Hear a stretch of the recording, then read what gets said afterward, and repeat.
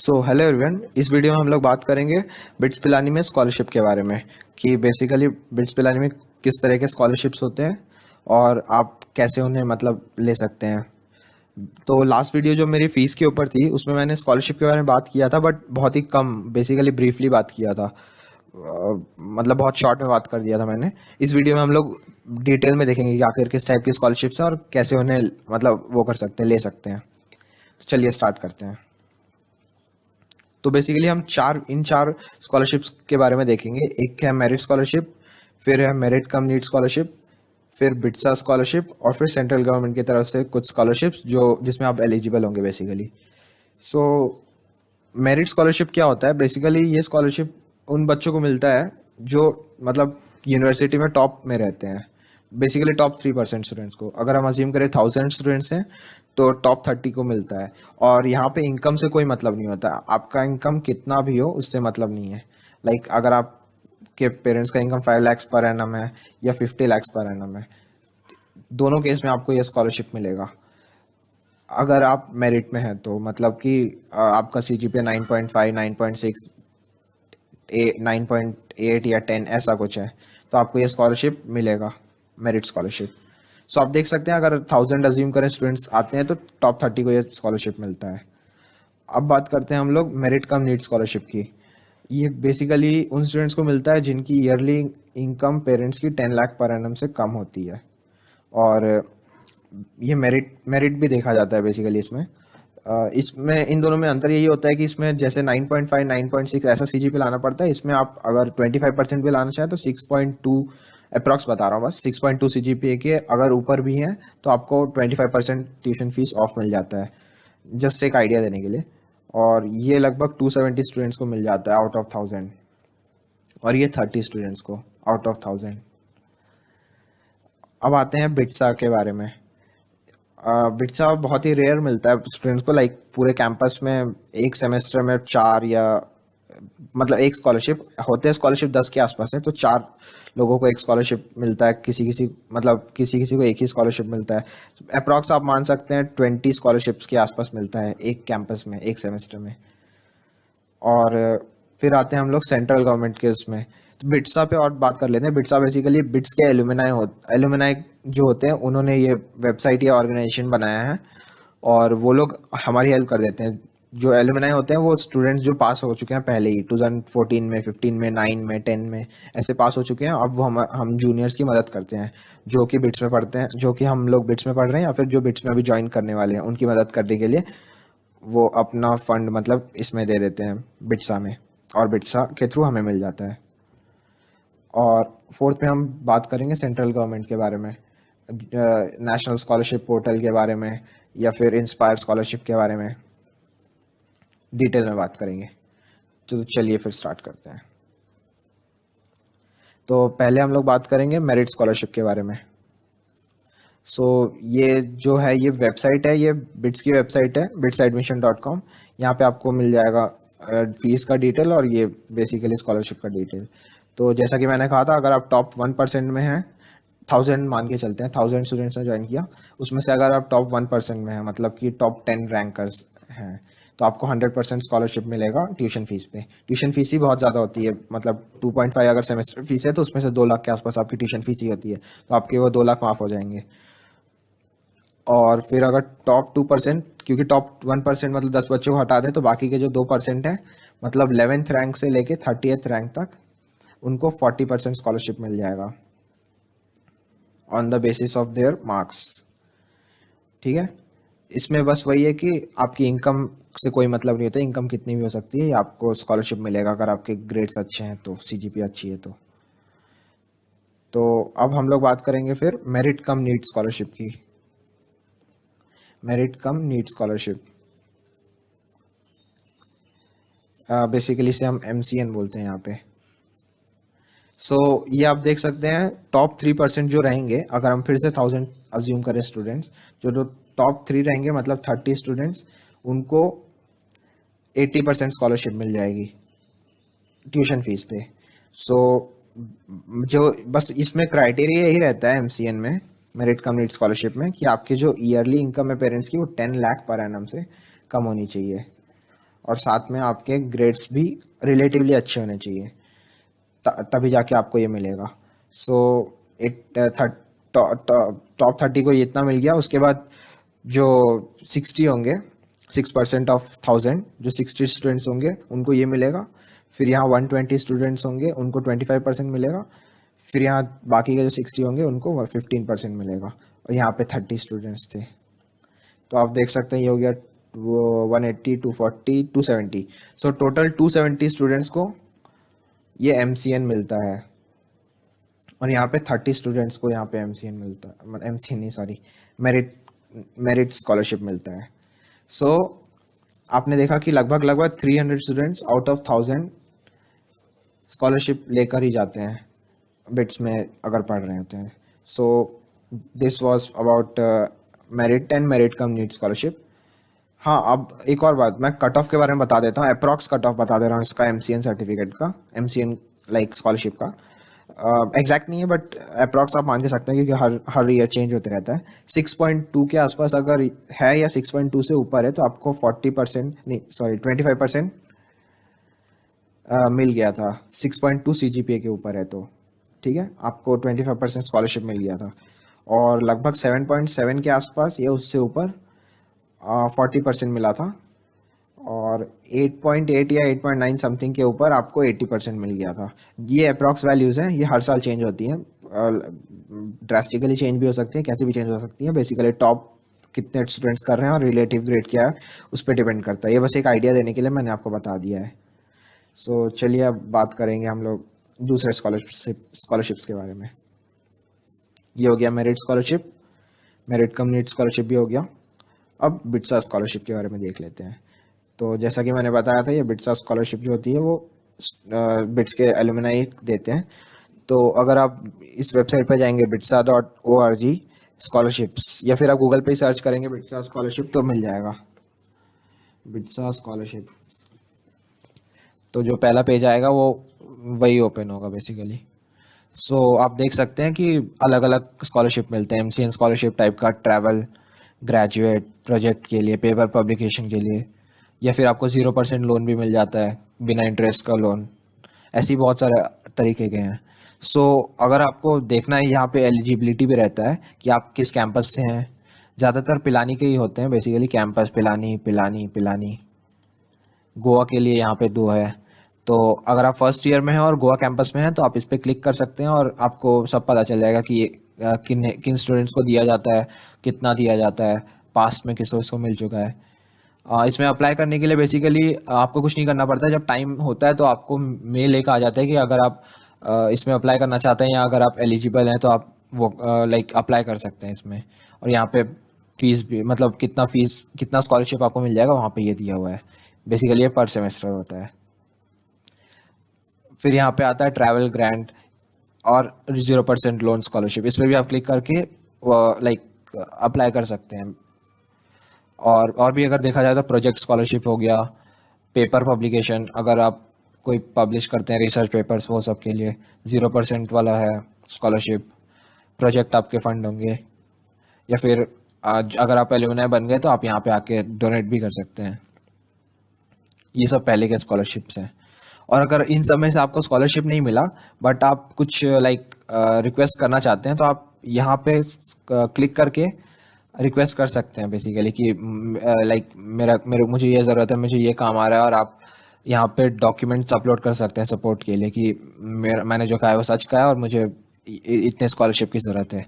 और अगर उन लाइक एलुमनाइज ने मतलब पता, अगर एलुमनाई को लगा कि हाँ ठीक है ये इसको दे देना चाहिए तो वो आपको अप्रूव कर देंगे। सो बेसिकली ये था बिट्सा स्कॉलरशिप। और अब आते हैं हम लोग सेंट्रल गवर्नमेंट की कुछ स्कॉलरशिप्स के बारे में।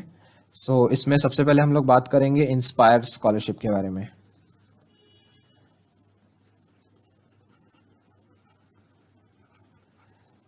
इंस्पायर ये बेसिकली सिर्फ डुअल डिग्री स्टूडेंट्स के लिए है, क्योंकि ये जो सेंट्रल गवर्नमेंट BSc या MSc स्टूडेंट्स जो होते हैं उन्हीं को देती है। सो बीटेक स्टूडेंट्स या BE स्टूडेंट्स के लिए नहीं है।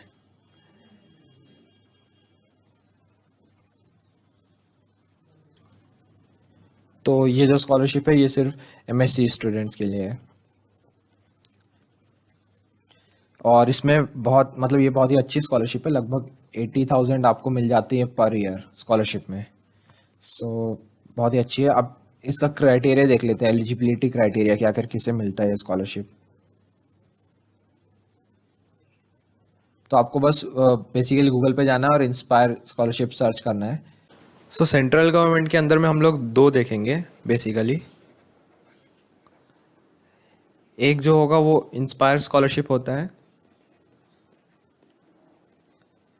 और जो सेकंड होगा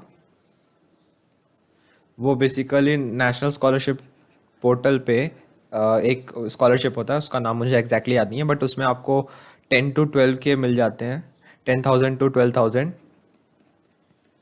पर ईयर। और जो इंस्पायर है इसमें आपको मिल जाता है 80,000 पर ईयर। दोनों के थोड़े अलग अलग क्राइटेरिया हैं। इसमें है कि आप लाइक बीटेक करो या बीएससी करो या कोई सा भी कोर्स लो, अगर आपकी फैमिली इनकम 8 लाख से कम है तो आप, और अगर आप का जो क्लास 12th के बोर्ड मार्क्स है वो 90% के ऊपर है, तो आप इस स्कॉलरशिप के लिए अप्लाई कर सकते हैं। इसमें जो होता है इंस्पायर में, इसमें बहुत सारे क्राइटेरियाज होते हैं, उनमें हम डिटेल में बात करेंगे, बट ये बेसिकली एमएससी या बीएससी स्टूडेंट्स के लिए ही होता है। तो अगर आप बिट्स में बीटेक करते हो तो आपको ये नहीं मिलेगा, सिर्फ ये एमएससी स्टूडेंट्स के लिए ही है। एमएससी में भी इको के लिए नहीं है ये, सिर्फ फिजिक्स, केमिस्ट्री, बायो और मैथ्स वालों के लिए है, इको वालों के लिए भी नहीं है। इसमें हम अभी डिटेल में बात करेंगे। सबसे पहले हम लोग चलते हैं, देखते हैं इंस्पायर स्कॉलरशिप के बारे में। ये उसकी ऑफिशियल वेबसाइट है इंस्पायर की। ये रहा, आपको ये स्कीम के लाइक इसके अंडर आपको 80,000 रुपीज़ मिल जाते हैं। ओके। और वही बैचलर्स ऑफ मास्टर्स लेवल के कोर्सेज बेसिक या नेचुरल साइंसेस में करने चाहिए। ये रहा इसका एलिजिबिलिटी क्राइटेरिया कि आखिरकार एलिजिबिलिटी क्राइटेरिया होता क्या है इस कोर्स। बेसिकली यही इसका एलिजिबिलिटी क्राइटेरिया है इन स्कॉलरशिप्स का, इंस्पायर का। फर्स्ट ऑफ ऑल इन तीनों में से आप अगर कोई सा भी स्कॉलरशिप मतलब क्राइटेरिया फॉलो करते हैं तो आपको मिल जाएगा। ज़रूरी नहीं है कि तीनों करना चाहिए, कोई भी एक अगर आप फॉलो मतलब आप अगर एलिजिबल है किसी भी एक में तो आपको ये स्कॉलरशिप मिल जाएगा। अगर आप अपने 12th के बोर्ड में टॉप 1% में हैं, मतलब कि 99 परसेंटाइल से ऊपर, तो आपको ये स्कॉलरशिप मिल जाएगा। तो अगर हम देखें कट ऑफ बोर्ड्स के तो ये रहती हैं, जैसे सीबीएसई में थोड़ा हार्ड होता है, बट अगर हम रिस्पेक्टिव स्टेट बोर्ड्स देखें तो आंध्र प्रदेश में 97.9 कट ऑफ था, और 2018 में आसाम में कम था 77.2, बिहार में 67.2, और ये सब अलग अलग स्टेट्स का लाइक वो था कट ऑफ 2018 में। इसके ऊपर अगर आपके मार्क्स है तो आप एलिजिबल थे स्कॉलरशिप के लिए। तो अगर आप नोटिस करेंगे तो यहाँ पे सीबीएसई भी दिया हुआ है, सीबीएसई एंड आईसीएसई। सीबीएसई में 94.4 था और आईसीएसई में 96 के आसपास था। आप इससे आइडिया लगा सकते हैं कि आपको लाइक कितना स्कोर करना पड़ेगा इस स्कॉलरशिप के लिए। चलिए अब आगे का देखते हैं। ये तो हो गया पहला वाला। सेकंड चेक करते हैं, दो students who have secured ranks in JEE और AIPMT विद इन 10,000 रैंक्स। आपके जेई मेंस, जेई एडवांस या AIPMT में अगर 10,000 रैंक के अंदर है तो भी आप इसे लाइक ले सकते हैं। सेकंड एलिजिबिलिटी ये था, इन तीनों में से आपको कोई सा भी एक फॉलो करना था, तो ये सेकंड था। और MSc BSc वो कर रहा होना चाहिए स्टूडेंट आगे। तो अब आते हैं सी में। लाइक आप अगर इनमें से किसी भी एग्ज़ाम में अगर लाइक निकाल चुके हैं KVPY, NTSC, या फिर आप अभी IISER, NISER या फिर ऐसे गवर्नमेंट सेंट्रल फंडेड इंस्टीट्यूशंस में भी पढ़ रहे होंगे, या फिर आपने इंटरनेशनल ओलंपियाड्स में लाइक लाया होगा मार्क्स अच्छे, या फिर आपने क्लियर किया होगा, तो भी आप इस स्कॉलरशिप को ले सकते हैं। बेसिकली ये एलिजिबिलिटी क्राइटेरिया है इंस्पायर स्कॉलरशिप का। एक इम्पॉर्टेंट बात ड्यूअल डिग्री स्टूडेंट्स के लिए, बेसिकली जो MSc मैंने पहले ही बताया कि MSc जो डिग्री होगी उसमें आपको आप एलिजिबल होंगे सिर्फ फिजिक्स, केमिस्ट्री, मैथ्स और बायो के लिए, क्योंकि बिट्स में यही चार हैं। बेसिकली इकोनॉमिक्स भी है, बट इकोनॉमिक्स यहाँ पे अवेलेबल नहीं है। आप अगर आप इकोनॉमिक्स कर रहे हैं तो आप इसके लिए अवेलेबल नहीं है, क्योंकि अगर आप देखेंगे यहाँ नीचे तो यहाँ पे कहीं ना कहीं आपको इकोनॉमिक्स मिलेगा। ये रहा, economics courses are not supported basically. So MSc physics, chemistry, maths and biology BITS में अगर आप करेंगे तो ये आपको ये इकोनॉमिक्स लाइक ये स्कॉलरशिप लेने के लिए मौका मिलेगा, और ये इन तीनों में से कोई सा भी एक क्राइटेरिया फॉलो करेंगे तो। सो जो आपको स्कॉलरशिप मिलेगी वो 5,000 रुपीज़ पर मंथ मिलेगी 60,000 पे, और जो 20,000 किसी एक प्रोजेक्ट बनाना पड़ेगा मेंटरशिप में लाइक किसी भी प्रोफेसर के, तब आपको 20,000 भी मिल जाएंगे। सो नियरली 80,000 पर एनम आपको मिलेगा। और ये जो इसका टेन्योर होगा लाइक ड्यूरेशन वो 5 इयर्स के लिए होता है। आप 4 इयर्स to 5 इयर्स के लिए इसको ले सकते हैं। ये सब डॉक्यूमेंट्स आपको सबमिट करना पड़ेगा, क्लास 12th की marksheet, class 11th marksheet, endorsement certificate, जो आपके कॉलेज का जो डायरेक्टर या कॉलेज का जो प्रिंसिपल रहेगा वो आपको ये देगा, एलिजिबिलिटी नोट, और certifying specifying rank, JEE Mains या जेई एडवांस का जो भी रैंक रहेगा, या फिर अगर आप एनटीएससी के वीपीआई में हैं उसका रैंक। और एक, हाँ, इसमें और एक इम्पॉर्टेंट बात, ये बेसिकली ये जो स्कॉलरशिप है ये ड्रॉपर्स के लिए नहीं है। अगर आपने क्लास 12th के बाद 1 ईयर गैप किया हुआ है तो ये स्कॉलरशिप आपके लिए नहीं है। हम लोग यहाँ पे चेक कर सकते हैं इसमें। किसी ने पूछा if I have a gap of 1 year after class 12 will I be eligible? No. So answer इसका ये नो होता है। सो बेसिकली अगर आप फ्रेशर हैं 12th के बाद, जैसे आपने बिट्स का एग्ज़ाम दिया है और आप ज्वाइन करें, तभी आप लाइक इसका वो कर सकते हैं यूज़। और एक इम्पॉर्टेंट बात, बेसिकली अगर आपको ये पर हर एक ईयर चाहिए, मान लीजिए आपको ये 5 इयर्स के लिए चाहिए,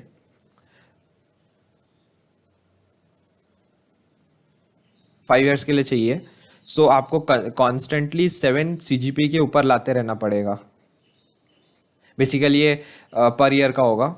सो आपके जो ग्रेड पॉइंट्स होंगे ये क्यूमुलेटिव है, बट बेसिकली आपको सेमेस्टर नहीं पर ईयर लाना पड़ेगा। सो फर्स्ट सेमेस्टर और सेकंड सेमेस्टर को मिला के जो एग्रीगेट बनेगा उसका जो ग्रेड पॉइंट रहेगा वो greater than equal to 7 CGPA रहना चाहिए।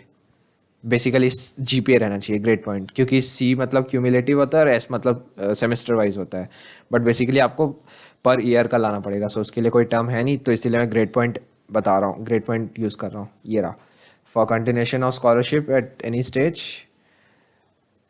इन लेवल एग्जामिनेशन, ये फर्स्ट लाइन।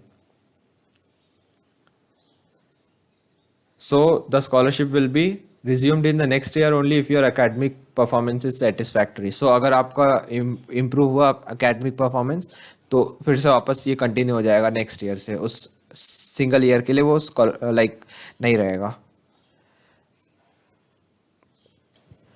तो चलिए, ये तो हो गया आपका लाइक कौन सा इंस्पायर हो गया ना। अब आते हैं हम लोग सेकेंड वाले पे।